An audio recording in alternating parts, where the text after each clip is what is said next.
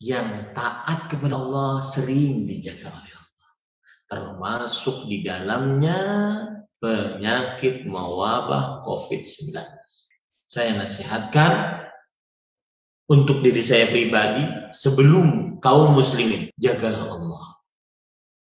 Ini saya ingin cerita ya. Ada seorang dokter, teman saya. Dan beliau sampai detik ini, dari mulai munculnya COVID-19 sampai sekarang, alhamdulillah dengan izin Allah, belum terkena COVID-19. Padahal beliau memeriksa tanpa APD. Dan datang ke klinik beliau orang yang begitu baik. Dan beliau bercerita baru kemarin, bulan ini bertambah Ustaz. Yang asalnya mungkin sekian ratus menjadi 300. Saya yang biasanya cuma 1 bulan sekali PCR sekarang harus 4 kali untuk menjaga diri saya dan keluarga saya. Dan walhamdulillah tidak pernah terkena. Sampaikan Ustaz, hadis yang ini yang kita baca sekarang. Ihfazillah yahfaz. Jagalah Allah, niscaya Allah akan menjaga. Saya tidak mungkin Ustaz berbicara tanpa masker dan semisalnya karena itu menyalahi kode etik kedokteran. Akan tetapi itu adalah sebab dan tidak boleh bersandar kepada sebab, bersandarlah kepada Allah dengan cara amalkan hadis yang Ustaz sering ajarkan ke saya. Ihfazillah yahfaz. Tetap kita mengerjakan 5M yang asalnya jadi 3M, dari 3M jadi 5M. Tetap kita kerjakan itu. Karena itu bentuk tawakal. Tawakal adalah sidqu i'timadil qalbi. Benarnya, jujurnya sandaran hati kepada Allah untuk mendapatkan kebaikan atau menahan mudarat. Ma'a fi'lil asbab, dengan mengerjakan sebab. Itu tawakal. Pakai masker, cuci tangan, jaga jarak, menjauhi kerumunan, menahan diri dari mobilitas dan semisal.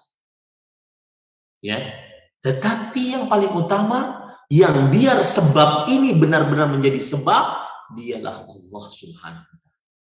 Maka sampaikan Ustaz, ketika Ustaz ceramah kata beliau pesan itu, ihfazillah yahfaz.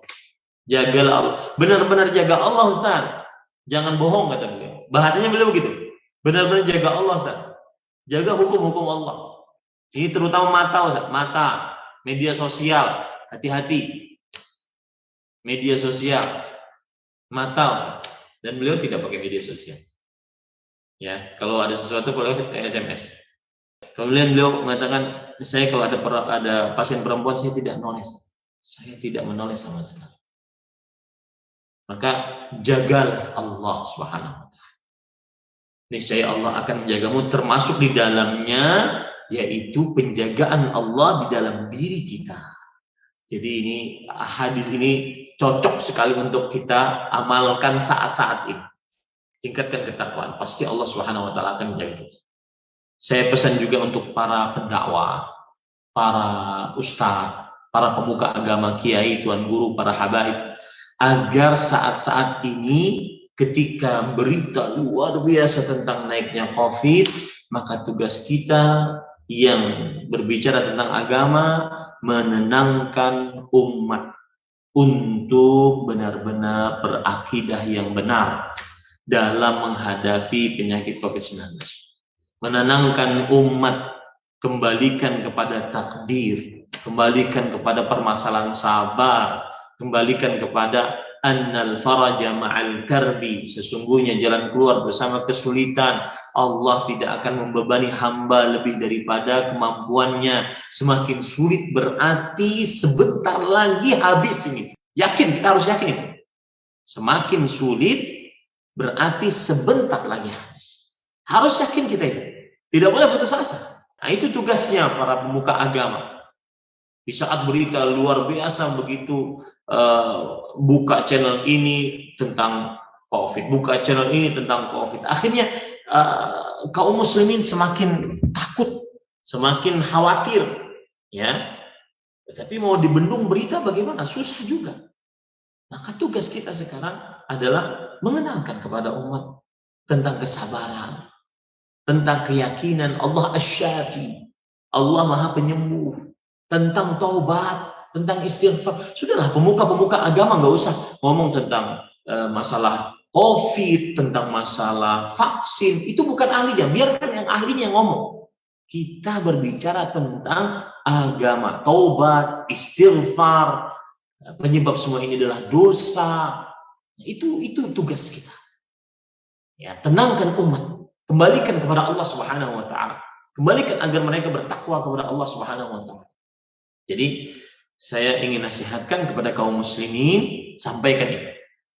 Saya ingin nasihatkan dengan meningkatnya kasus COVID, kasus penyakit COVID-19.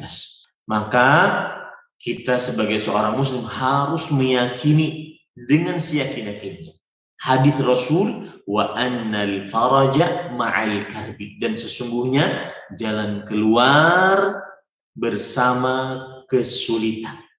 Semakin sulit berarti semakin dekat jalan keluar. Semakin banyak berarti Allah akan mengangkatnya semakin cepat.